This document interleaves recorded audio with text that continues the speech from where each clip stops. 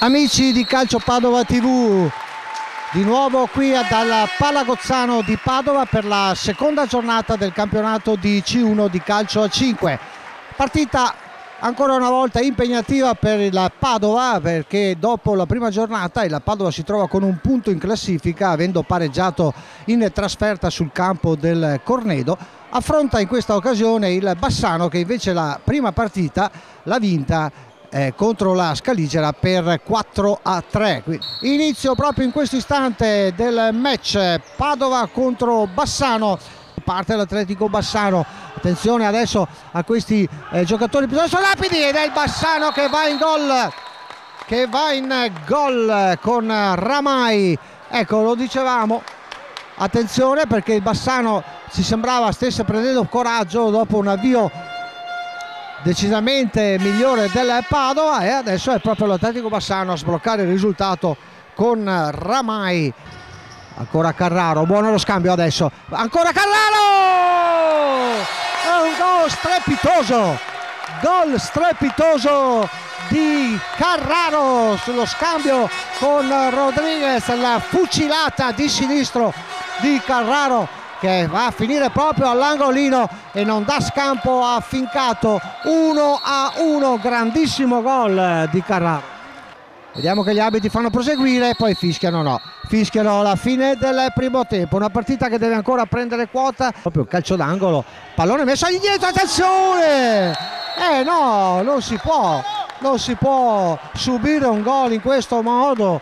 L'errore ci è sembrato di Carraro, il pallone gli è passato tra le gambe, alle sue spalle Alessio, tutto solo, ha messo in rete e adesso si fa davvero difficile. Ancora Zaccari, attenzione adesso Bassano in avanti, ed è il terzo gol realizzato da Fatialli. 3-1 per l'Atletico Bassano, si mette davvero male. Non ci voleva questo terzo gol, ma diamo anche merito alla formazione giallonera di Bassano. Il risultato è giustissimo. Eccolo qua, il gol che riapre la partita, Rodriguez sul tocco di Vettore, e adesso c'è la possibilità di recuperare il match. 3-2, attenzione perché adesso la porta è sguarnita, attenzione, ed è il quarto gol del Bassano con il numero 6 Fatialli, uno dei giocatori più funambolici che abbiamo visto questa serie in campo, e anzi è il Bassano che ha l'opportunità di arrotondare. Poi Madalosso, grande gol di Madalosso sul servizio di Crepaldi. Si riaccendono le speranze in questi ultimi secondi di partita. 4-3, e adesso stiamo a vedere Carraro ancora cerca di cambiare il gioco per Polo, il pallone alto di Rodriguez, peccato, sfuma veramente l'ultima occasione per il Padova.